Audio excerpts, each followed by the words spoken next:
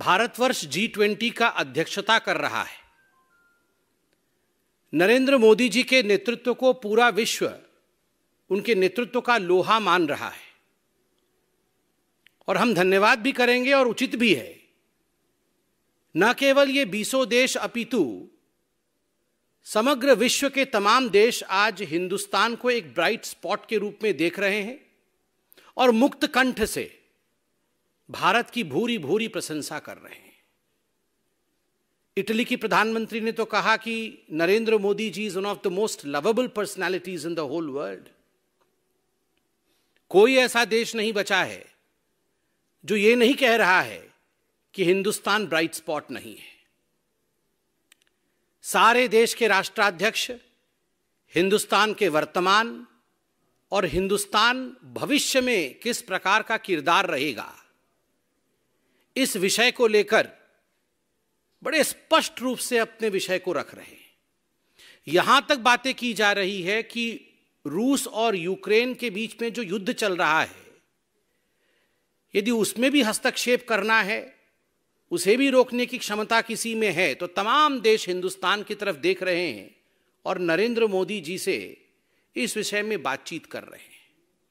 कहने का तात्पर्य है कि एक तरफ India and the brightness with which India is moving, और दूसरी तरफ जहां पूरा विश्व हिंदुस्तान के लिए आज अच्छे शब्दों का प्रयोग कर रहा है, वही हिंदुस्तान का प्रमुख विपक्षी पार्टी और उस विपक्षी पार्टी के प्रमुख नेता राहुल गांधी जी विदेश में बैठकर कह रहे हैं हिंदुस्तान बर्बाद हो गया है, हिंदुस्तान में लोकतंत्र शेष नहीं रहा, हिंदुस्तान की जुडिशियरी फेल्ड जुडिशियरी है, हिंदुस्तान का मीडिया बिका हुआ मीडिया है,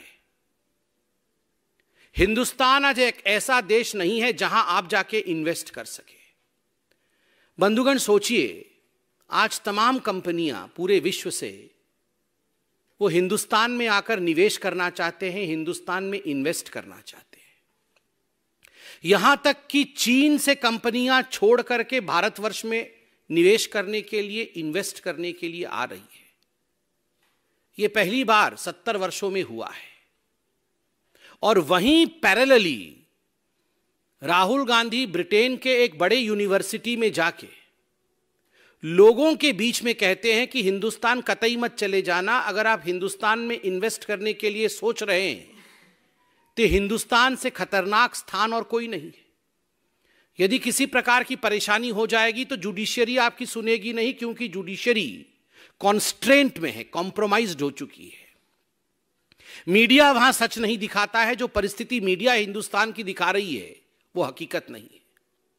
हिंदुस्तान में लोकतंत्र डेंजर में है और लोकतंत्र समाप्ति की ओर है। यह संदेश विश्व के एक बड़े प्लेटफॉर्म में खड़े होकर राहुल गांधी पूरे विश्व को देने की कोशिश कर रहे हैं। मुझे तो आश्चर्य हो रहा है। वैसे तो लोग जानते हैं, विश्व भर में लोग जानते हैं राहुल गांधी क्या है, कितना विश्वास करना है, कितना विश्वास नहीं करना है। मगर एक पल के लिए जरा आंख बंद करके सोचिए, जिस पाकिस्तान ने भी हिंदुस्तान के विषय में यह सब कहने से कतराया है, हिम्मत नहीं करता है पाकिस्तान ग्लोबल फोरम में खड़े होकर यह कहे कि इंडिया की जुडिशरी कॉम्प्रोमाइज्ड है, इंडिया में डेमोक्रेसी नहीं है, इंडिया की मीडिया बिकी हुई मीडिया है। वो राहुल गांधी जाके आज वर्ल्ड प्लेटफॉर्म में इंडिया को इस प्रकार से प्रेजेंट कर रहे हैं। और ठीक दूसरी तरफ राहुल गांधी जी के मैं स्लाइड्स को देख रहा था, प्रेजेंटेशन के स्लाइड को। प्रेस कॉन्फ्रेंस में 5 मिनट की देरी इसलिए हुई क्योंकि मैं 1 घंटे के राहुल गांधी के भाषण को अक्षरशः सुन के आया। वो कहते हैं कि चीन एक अलग किस्म का देश है, चीन सद्भावना चाहता है, चीन जो डेवलपमेंट कर रहा है, चाइना की जो कम्युनिस्ट पार्टी है वो हार्मोनी, कोट अनकोट, क्योंकि अंग्रेजी में उनका भाषण था, दे वॉन्ट हार्मनी, वो हार्मनी चाहती है। उन्होंने कहा कि मैंने पूछा कि क्या चीन एक राष्ट्र है, इज चाइना अ नेशन? तो किसी ने उन्हें चाइना एक नेशन क्यों है वो समझाया। कि चाइना में येलो रिवर है और येलो रिवर ही चाइना को एक नेशन के रूप में बांधती है।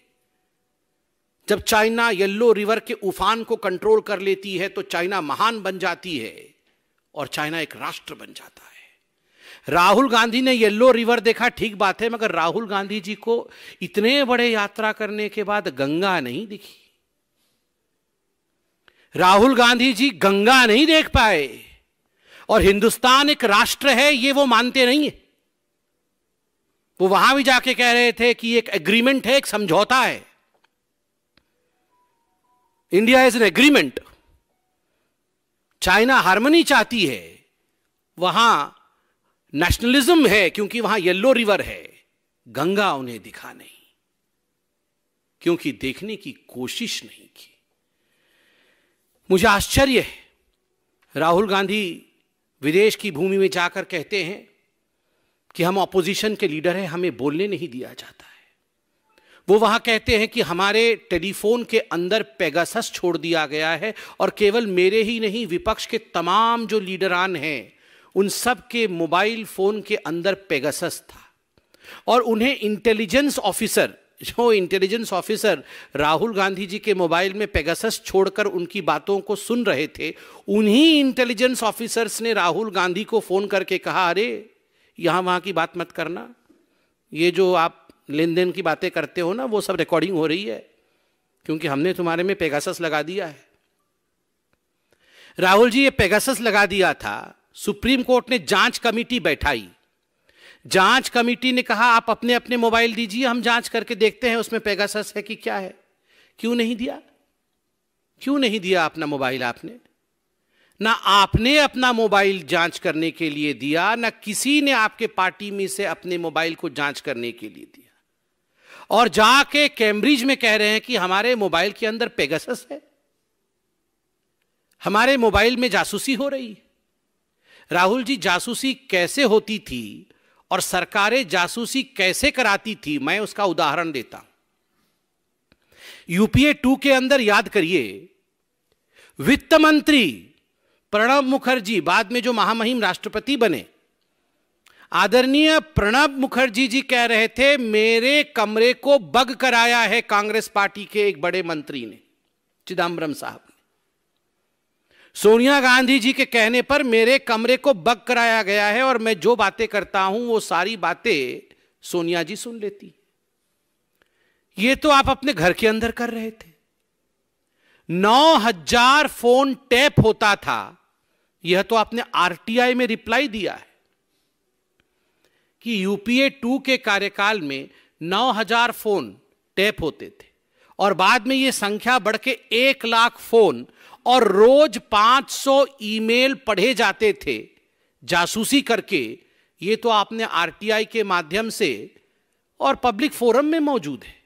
और तो और तत्कालीन प्रधानमंत्री डॉक्टर मनमोहन सिंह ने बिजनेस कम्युनिटी को एड्रेस करते हुए बड़े स्पष्ट रूप से कहा था, हां, देश की सुरक्षा के लिए हम फोन टेपिंग कराते हैं। आप फोन टेपिंग कराते थे, आप ईमेल चोरी चोरी चुपके चुपके पढ़ते थे, आप अपने मंत्रियों की बातों को सुनते थे, उनके कमरों को बग कराते थे, और यहां जांच होने के बावजूद अपने मोबाइल फोन को आपने सबमिट भी नहीं किया और जाके विदेश के भूमि में कहते हैं कि हमारे देश में खतरा है, हमारे देश में फोन टेपिंग होती है, हमारे देश में लोकतंत्र नहीं है। और मुझे दुख इस बात का है, जो लोग वहां ऑडियंस में बैठे थे कैम्ब्रिज में, उनमें से हमारे किसी सम्मानित सिख बंधु की तरफ हाथ करते हुए कहा उन्होंने कि आप तो सिख हैं, क्या आप हिंदुस्तानी हैं? उन्होंने कहा हां, मैं हिंदुस्तान से हूं। फिर उन्होंने पूछा क्या आप मुस्लिम हैं? उन्होंने कहा हां। क्या आप हिंदुस्तान से? कहा हां।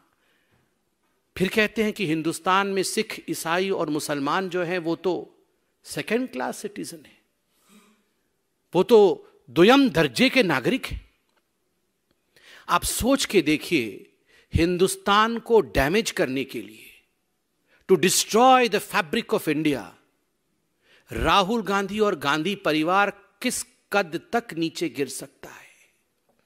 कहां तक ये जा सकते हैं, मुझे आज सोचने के लिए मजबूर किया है वो 1 घंटे के स्पीच ने राहुल गांधी का। Is mister Gandhi acting as a agent? Hindustan को नीचे गिराने के लिए अगर कोई एजेंसी काम कर रही है, उस एजेंसी के एजेंट के रूप में कहीं राहुल गांधी ऑन पेरोल काम तो नहीं कर रहे हैं? क्योंकि ये जो सवाल मैंने पूछे हैं ये गंभीर है और ये सवाल खत्म नहीं हुए। वो कहते हैं कि जो इंस्टीट्यूशनल फ्रेमवर्क्स हैं एक डेमोक्रेसी को मेंटेन करने के लिए, they have ceased to exist in India. Institutional frameworks टूट गए हैं।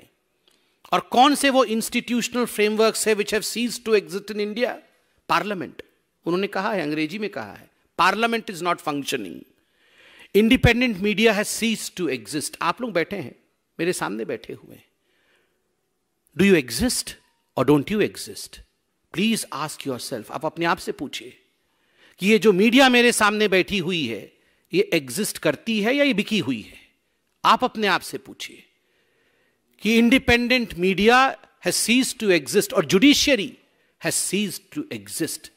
जब राफेल के ऊपर, जब पेगासस के ऊपर यही जुडिशियरी कमिटी बनाए, जांच आदेश करे, तो जुडिशियरी का बल्ले बल्ले, जुडिशियरी बड़ी अच्छी है। और जब जुडिशियरी कहे कि जांच कमेटी बैठी है, अपने अपने मोबाइल फोन दे दीजिए ताकि जांच कर सके, आप मोबाइल फोन ना दे, और जब जुडिशियरी अपना वर्डिक्ट सुनाए तब जुडिशियरी बिकी हुई है, कॉम्प्रोमाइज्ड हो गई। आपको देश चाहती नहीं है, आपको जनता चाहती नहीं है, चुनाव पे चुनाव आप हार रहे हैं, तो मीडिया क्या दिखाए? वाह वाह राहुल गांधी जीत गए चुनाव, राहुल गांधी। मीडिया हकीकत दिखाती है कि ना हो पाएगा राहुल गांधी से। तो हकीकत दिखाती है तो मीडिया भी इंडिपेंडेंट नहीं है। और इतना ही नहीं, उन्होंने कहा मेरे ऊपर झूठे केस हुए हैं और ऐसे ऐसे केस हुए हैं जिनमें क्रिमिनल केसेस बना दिए गए हैं, वो क्रिमिनल केस नहीं होने चाहिए। ये विदेश में कह रहे हैं। पूरा पड़ताल किया गया कि कौन से केस उनके ऊपर क्रिमिनल हो गए, तो मालूम पड़ा कि मानहानि के 2-4 केस क्रिमिनल केस हुए हैं। आप अगर कहेंगे कि देश के सारे मोदी चोर हैं, आप अगर जिस प्रकार की भाषा का प्रयोग इन्होंने कई लोगों के लिए किया है, अगर उन लोगों ने जाके केस मानहानि का किया है तो क्या लोकतंत्र समाप्त हो गया? Is Rahul Gandhi above the courts?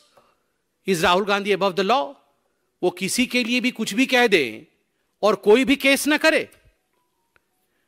और मुझे तो आश्चर्य हुआ जम्मू कश्मीर के बारे में राहुल गांधी ने जो कहा है। उन्होंने कहा कि वो एक वायलेंट प्लेस है और वहां पुलिस जो है वो कोलैप्स हो चुकी है। जम्मू कश्मीर में पुलिस हैज कोलैप्स्ड।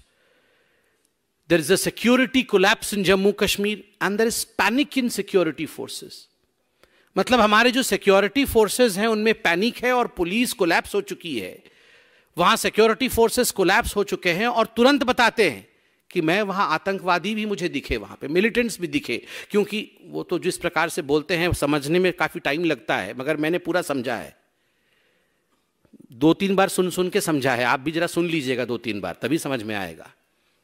वो बोल रहे थे कि मैं जा रहा था तो एक लड़के ने इशारा किया, तो मैंने उसके इशारे को देखा, तो उसने कहा इधर आओ, तो मैंने कहा तुम इधर आओ, तो फिर वो उधर आया राहुल जी के पास और राहुल जी को बोला वो देखो। राहुल जी ने देखा उधर, तो बोला वो जो 5 लोग खड़े हैं वो मिलिटेंट है, आतंकवादी है। राहुल जी बोला अच्छा अब मेरा क्या होगा, ये तो मुझे मार देंगे, ये तो आतंकवादी आ गए हैं। तो बोले नहीं नहीं नहीं, तुम्हें नहीं मारेंगे क्योंकि तुम अहिंसा के साथ चल रहे हो। मतलब फिर राहुल जी ने कहा मेरे सामने आतंकवादी खड़े थे और उन्होंने मुझे बहुत, दे गेव मी लुक्स, अंग्रेजी में कहा लुक्स, मतलब भयंकर दृष्टि से देखा, बस तेरा तो आज होने वाला है काम। मगर फिर कुछ नहीं किया। इसलिए नहीं किया क्योंकि मेरे साथ, मेरे अंदर वो सिक्योरिटी तो कोलैप्स हो गई थी, पुलिस तो फेल हो गई थी, मगर उनके अंदर अहिंसा थी। इसलिए आतंकवादियों ने बोला नहीं तेरे अंदर अहिंसा है, तुमको मैं नहीं मारेंगे, तो छोड़ दिया। मतलब ये जो सिक्योरिटी फोर्सेस कोलैप्स हो गई, पुलिस तो कोलैप्स हो गई, मगर ये जो आतंकवादी बम फोड़ करके निर्दोष लोगों को मार रहे हैं पूरे हिंदुस्तान में, और जम्मू कश्मीर में जो निर्दोष लोगों की हत्या हुई, ये निर्दोष लोगों के साथ अहिंसा नहीं थी, इनके साथ हिंसा थी, तभी उनको मार दिया आतंकवादियों ने। और राहुल गांधी के दिल के अंदर से अहिंसा थी, इसलिए आतंकवाद ने तुम्हें छोड़ रहे हैं। क्या बोलते हैं ये राहुल गांधी? विदेश में जाकर देश के खिलाफ इस प्रकार की भाषा का प्रयोग,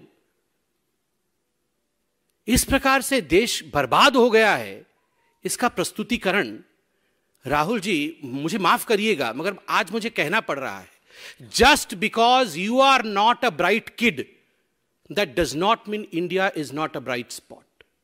just because you are not the bright kid of your party, of your dynastic party, that does not imply that India is not a bright spot. The corollary is India is a bright spot, but you have failed to be the bright kid of your dynastic party, Rahul Gandhi. पहले आप bright बनने की कोशिश करिए। India is bright and India is doing good. Thank you so much. कोई प्रश्न हो तो अवश्य पूछे।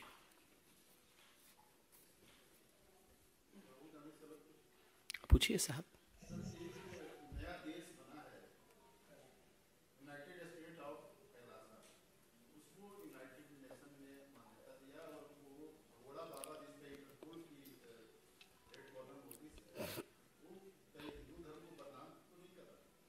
देखिए, यह विषय पार्टी का नहीं है, यूनाइटेड नेशन का है। यह विषय सामरिक विषय है। पार्टी के मंच से इन विषयों पर मैं कमेंट करना नहीं चाहूंगा।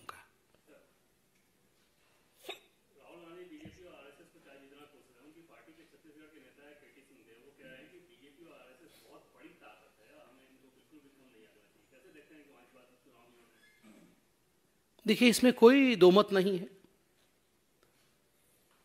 जो कांग्रेस के बड़े नेता हैं, अब तो ये हकीकत है कि वो भी अपने दिल के ऊपर 100 टन का पत्थर रखकर ही राहुल गांधी जी के विषय में अच्छा अच्छा कहते होंगे। क्या उन्हें नहीं पता है राहुल गांधी क्या कर रहे हैं? वो भी राहुल गांधी जी के विषय में जब इस प्रकार की भाषण उनका कैम्ब्रिज में सुनते होंगे तो वो भी आपस में बोलते होंगे, गया ये 2-4 वोट भी जो आने थे वो भी खत्म हो गए।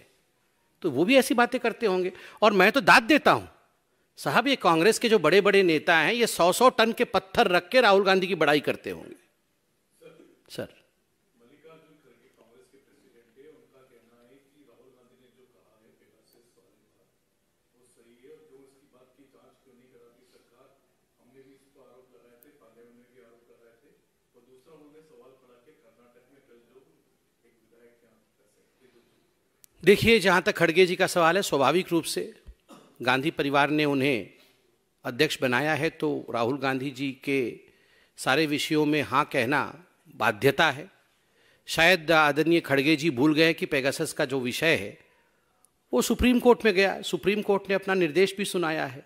अब सुप्रीम कोर्ट से बड़ा तो वो किसी को नहीं मानते ना। मुझे लगता है शायद कांग्रेस पार्टी को वो सुप्रीम कोर्ट से बड़ा नहीं मानते होंगे।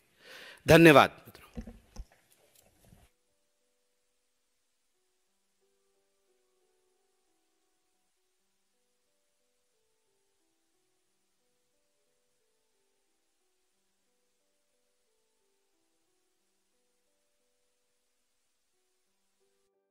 नेता डॉक्टर संबित पात्रा आपके बीच में उपस्थित हैं। मैं आदरणीय डॉक्टर पात्रा जी से आग्रह करूंगा कि आप सबको संबोधित करें। धन्यवाद आदरणीय प्रेम शुक्ला जी, आप सभी का अभिनंदन है। बंधुगण, विषय राहुल गांधी जी और कांग्रेस पार्टी का है।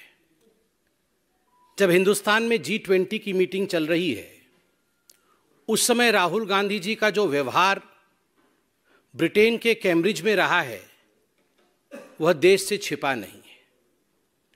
और कोई पहली बार राहुल गांधी जी ने विदेशी यूनिवर्सिटी में या विदेश में जाके हिंदुस्तान के खिलाफ कहा हो, ऐसा भी नहीं है। किंतु विषय आज गंभीर इसलिए बनता है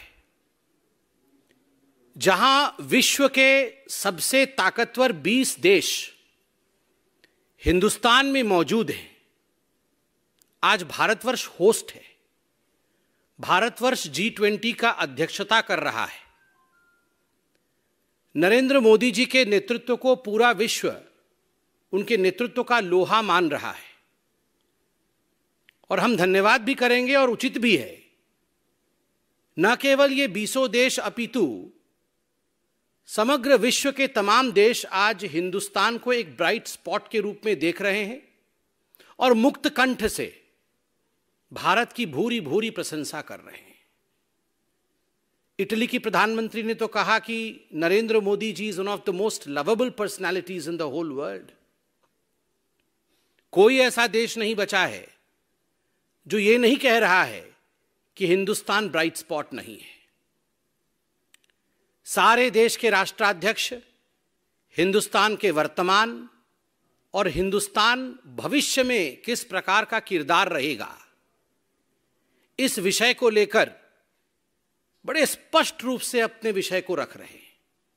यहां तक बातें की जा रही है कि रूस और यूक्रेन के बीच में जो युद्ध चल रहा है, यदि उसमें भी हस्तक्षेप करना है, उसे भी रोकने की क्षमता किसी में है, तो तमाम देश हिंदुस्तान की तरफ देख रहे हैं और नरेंद्र मोदी जी से इस विषय में बातचीत कर रहे हैं।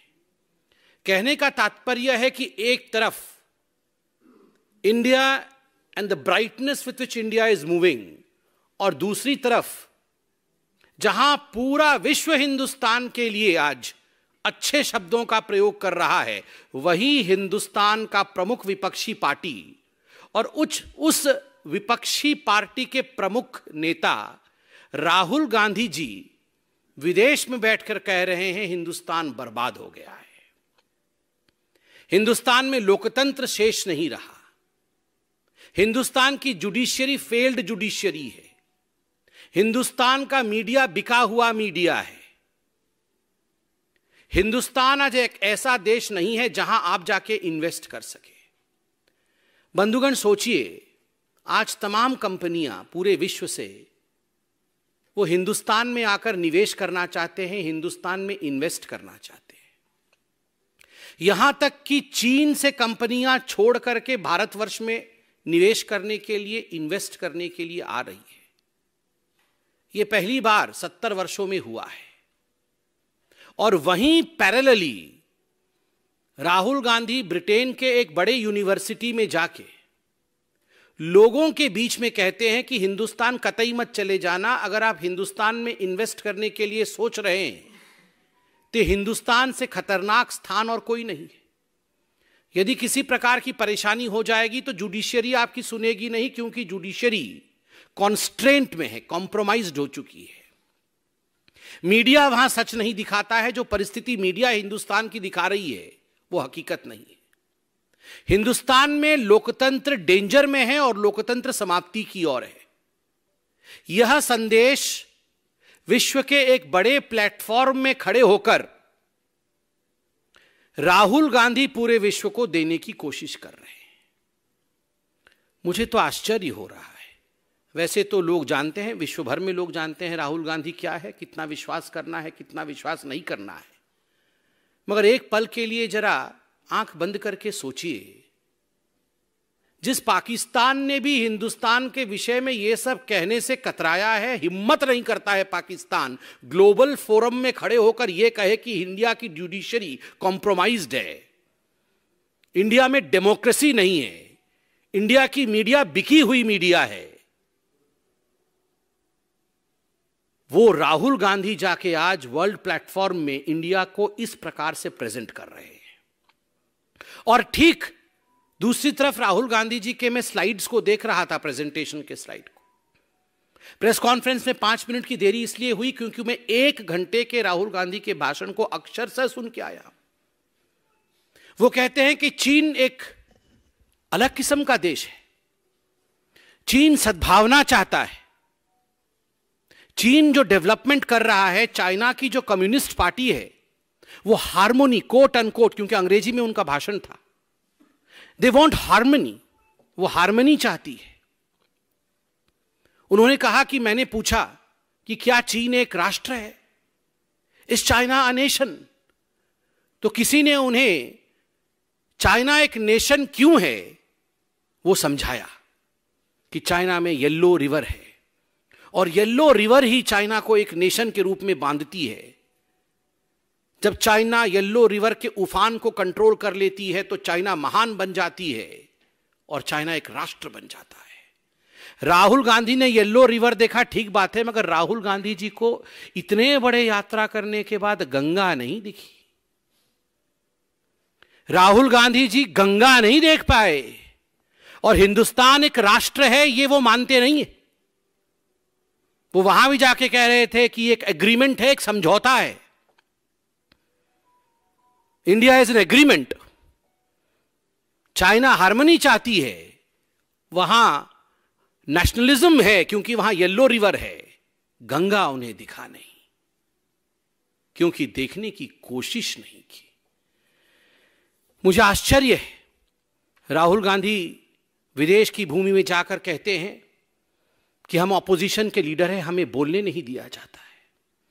वो वहां कहते हैं कि हमारे टेलीफोन के अंदर पेगासस छोड़ दिया गया है और केवल मेरे ही नहीं, विपक्ष के तमाम जो लीडरान हैं उन सब के मोबाइल फोन के अंदर पेगासस था।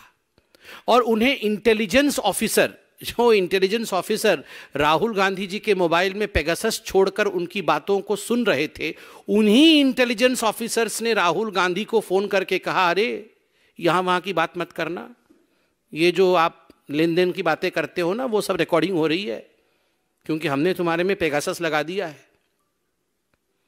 राहुल जी, ये पेगासस लगा दिया था। सुप्रीम कोर्ट ने जांच कमेटी बैठाई।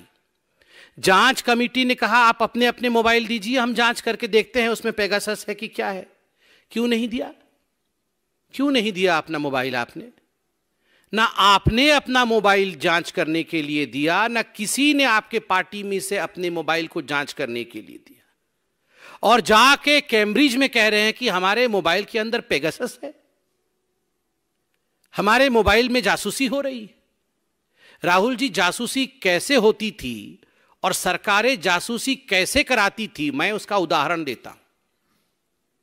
यूपीए 2 के अंदर याद करिए, वित्त मंत्री प्रणब मुखर्जी, बाद में जो महामहिम राष्ट्रपति बने, आदरणीय प्रणब मुखर्जी जी कह रहे थे मेरे कमरे को बग कराया है कांग्रेस पार्टी के एक बड़े मंत्री ने, चिदम्बरम साहब ने।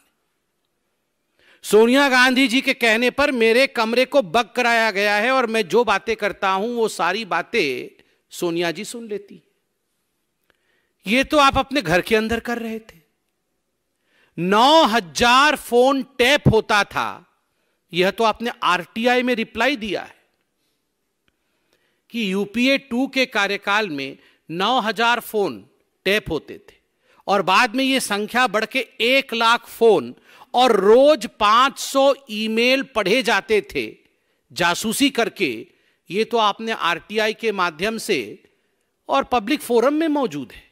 और तो और तत्कालीन प्रधानमंत्री डॉक्टर मनमोहन सिंह ने बिजनेस कम्युनिटी को एड्रेस करते हुए बड़े स्पष्ट रूप से कहा था, हां, देश की सुरक्षा के लिए हम फोन टेपिंग कराते हैं। आप फोन टेपिंग कराते थे, आप ईमेल चोरी चोरी चुपके चुपके पढ़ते थे, आप अपने मंत्रियों की बातों को सुनते थे, उनके कमरों को बग कराते थे और यहां जांच होने के बावजूद अपने मोबाइल फोन को आपने सबमिट भी नहीं किया और जाके विदेश के भूमि में कहते हैं कि हमारे देश में खतरा है, हमारे देश में फोन टेपिंग होती है, हमारे देश में लोकतंत्र नहीं है। और मुझे दुख इस बात का है, जो लोग वहां ऑडियंस में बैठे थे कैम्ब्रिज में, उनमें से हमारे किसी सम्मानित सिख बंधु की तरफ हाथ करते हुए कहा उन्होंने कि आप तो सिख हैं, क्या आप हिंदुस्तानी हैं? उन्होंने कहा हां, मैं हिंदुस्तान से हूं। फिर उन्होंने पूछा क्या आप मुस्लिम हैं? उन्होंने कहा हां। क्या आप हिंदुस्तान से? कहा हां। फिर कहते हैं कि हिंदुस्तान में सिख, ईसाई और मुसलमान जो हैं वो तो सेकेंड क्लास सिटीजन है, वो तो द्वितीय दर्जे के नागरिक हैं। आप सोच के देखिए, हिंदुस्तान को डैमेज करने के लिए, to destroy the fabric of India, Rahul Gandhi और गांधी परिवार किस कद तक नीचे गिर सकता है, कहां तक ये जा सकते हैं। मुझे आज सोचने के लिए मजबूर किया है वो 1 घंटे के स्पीच ने राहुल गांधी का। Is mister Gandhi acting as a agent? Hindustan को नीचे गिराने के लिए अगर कोई एजेंसी काम कर रही है, उस एजेंसी के एजेंट के रूप में कहीं राहुल गांधी ऑन पेरोल काम तो नहीं कर रहे हैं? क्योंकि ये जो सवाल मैंने पूछे हैं ये गंभीर है और ये सवाल खत्म नहीं हुए। वो कहते हैं कि जो इंस्टीट्यूशनल फ्रेमवर्क्स हैं एक डेमोक्रेसी को मेंटेन करने के लिए, they have ceased to exist in India. Institutional frameworks टूट गए हैं। और कौन से वो इंस्टीट्यूशनल फ्रेमवर्क्स है which have ceased to exist in India? Parliament. उन्होंने कहा है, अंग्रेजी में कहा है, पार्लियामेंट इज नॉट फंक्शनिंग।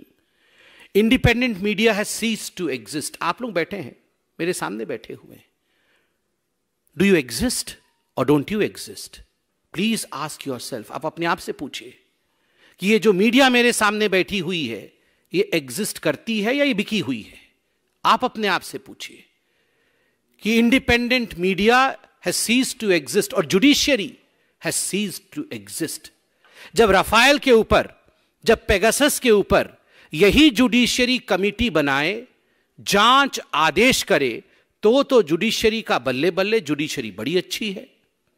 और जब जुडिशियरी कहे कि जांच कमेटी बैठी है, अपने अपने मोबाइल फोन दे दीजिए ताकि जांच कर सके, आप मोबाइल फोन ना दे, और जब जुडिशियरी अपना वर्डिक्ट सुनाए, तब जुडिशियरी बिकी हुई है, कॉम्प्रोमाइज्ड हो गई।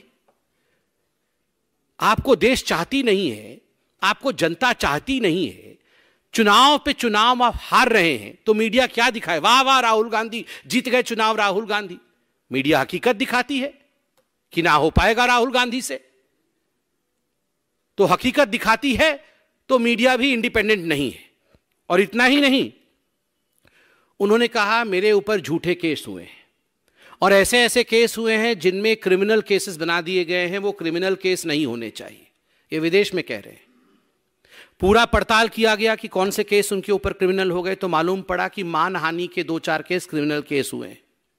आप अगर कहेंगे कि देश के सारे मोदी चोर हैं, आप अगर जिस प्रकार की भाषा का प्रयोग इन्होंने कई लोगों के लिए किया है, अगर उन लोगों ने जाके केस मानहानि का किया है, तो क्या लोकतंत्र समाप्त हो गया? Is Rahul Gandhi above the courts? Is Rahul Gandhi above the law? वो किसी के लिए भी कुछ भी कह दे और कोई भी केस ना करे। और मुझे तो आश्चर्य हुआ जम्मू कश्मीर के बारे में राहुल गांधी ने जो कहा है। उन्होंने कहा कि वो एक वायलेंट प्लेस है और वहां पुलिस जो है वो कोलैप्स हो चुकी है। जम्मू कश्मीर में police has collapsed. There is a security collapse in Jammu Kashmir and there is panic in security forces. मतलब हमारे जो सिक्योरिटी फोर्सेस हैं उनमें पैनिक है और पुलिस कोलैप्स हो चुकी है। वहां सिक्योरिटी फोर्सेस कोलैप्स हो चुके हैं और तुरंत बताते हैं कि मैं वहां आतंकवादी भी मुझे दिखे, वहां पे मिलिटेंट्स भी दिखे, क्योंकि वो तो जिस प्रकार से बोलते हैं समझने में काफी टाइम लगता है, मगर मैंने पूरा समझा है। 2-3 बार सुन के समझा है। आप भी जरा सुन लीजिएगा 2-3 बार, तभी समझ में आएगा। वो बोल रहे थे कि मैं जा रहा था तो एक लड़के ने इशारा किया, तो मैंने उसके इशारे को देखा, तो उसने कहा इधर आओ, तो मैंने कहा तुम इधर आओ। तो फिर वो उधर आया राहुल जी के पास और राहुल जी को बोला वो देखो। राहुल जी ने देखा उधर, तो बोला वो जो 5 लोग खड़े हैं वो मिलिटेंट है, आतंकवादी है। राहुल जी बोला अच्छा अब मेरा क्या होगा, ये तो मुझे मार देंगे, ये तो आतंकवादी आ गए हैं। तो बोले नहीं नहीं नहीं, तुम्हें नहीं मारेंगे क्योंकि तुम अहिंसा के साथ चल रहे हो। मतलब फिर राहुल जी ने कहा मेरे सामने आतंकवादी खड़े थे और उन्होंने मुझे बहुत, दे गेव मी लुक्स, अंग्रेजी में कहा लुक्स, मतलब भयंकर दृष्टि से देखा, बस तेरा तो आज होने वाला है काम। मगर फिर कुछ नहीं किया। इसलिए नहीं किया क्योंकि मेरे साथ, मेरे अंदर वो सिक्योरिटी तो कोलैप्स हो गई थी, पुलिस तो फेल हो गई थी, मगर उनके अंदर अहिंसा थी। इसलिए आतंकवादियों ने बोला नहीं तेरे अंदर अहिंसा है, तुमको मैं नहीं मारेंगे, तो छोड़ दिया। मतलब ये जो सिक्योरिटी फोर्सेस कोलैप्स हो गई, पुलिस तो कोलैप्स हो गई, मगर ये जो आतंकवादी बम फोड़ करके निर्दोष लोगों को मार रहे हैं पूरे हिंदुस्तान में, और जम्मू कश्मीर में जो निर्दोष लोगों की हत्या हुई, ये निर्दोष लोगों के साथ अहिंसा नहीं थी, इनके साथ हिंसा थी, तभी उनको मार दिया आतंकवादियों ने। और राहुल गांधी के दिल के अंदर से अहिंसा थी, इसलिए आतंकवादी नहीं तुम्हें छोड़ रहे हैं। क्या बोलते हैं ये राहुल गांधी? विदेश में जाकर देश के खिलाफ इस प्रकार की भाषा का प्रयोग,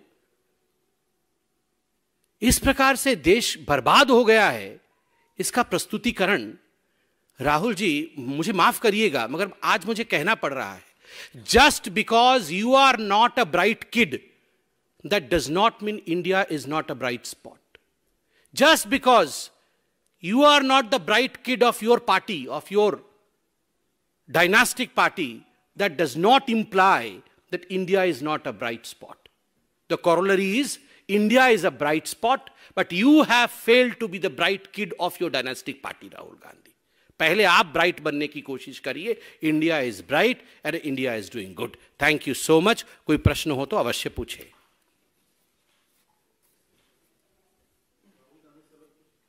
पूछिए साहब.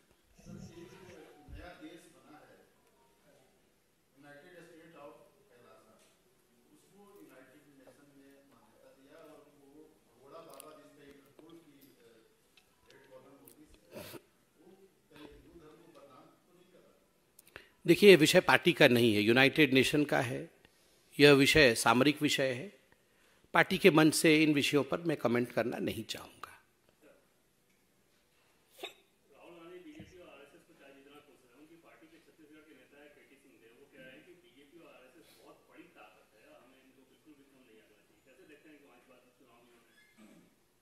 देखिए, इसमें कोई दो मत नहीं है. जो कांग्रेस के बड़े नेता हैं, अब तो ये हकीकत है कि वो भी अपने दिल के ऊपर 100 टन का पत्थर रखकर ही राहुल गांधी जी के विषय में अच्छा अच्छा कहते होंगे. क्या उन्हें नहीं पता है राहुल गांधी क्या कर रहे हैं?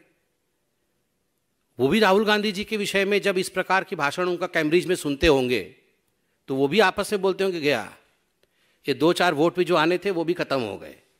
तो वो भी ऐसी बातें करते होंगे. और मैं तो दाद देता हूं साहब, ये कांग्रेस के जो बड़े बड़े नेता हैं, ये 100-100 टन के पत्थर रख के राहुल गांधी की बड़ाई करते होंगे. सर, मल्लिकार्जुन खड़गे कांग्रेस के प्रेसिडेंट है, उनका कहना है कि राहुल गांधी ने जो कहा है पेगासस वाले बात वो सही है, और जो इसकी बात की जांच क्यों नहीं कराती सरकार. हमने भी इसको आरोप लगाए थे, पार्लियामेंट में भी आरोप लगाए थे. और दूसरा उन्होंने सवाल खड़ा कि कर्नाटक में कल जो एक विधायक क्या कर सकते. देखिए, जहां तक खड़गे जी का सवाल है, स्वाभाविक रूप से गांधी परिवार ने उन्हें अध्यक्ष बनाया है, तो राहुल गांधी जी के सारे विषयों में हाँ कहना बाध्यता है. शायद आदरणीय खड़गे जी भूल गए कि पेगासस का जो विषय है वो सुप्रीम कोर्ट में गया. सुप्रीम कोर्ट ने अपना निर्देश भी सुनाया है. अब सुप्रीम कोर्ट से बड़ा तो वो किसी को नहीं मानते ना. मुझे लगता है शायद कांग्रेस पार्टी को वो सुप्रीम कोर्ट से बड़ा नहीं मानते होंगे. धन्यवाद.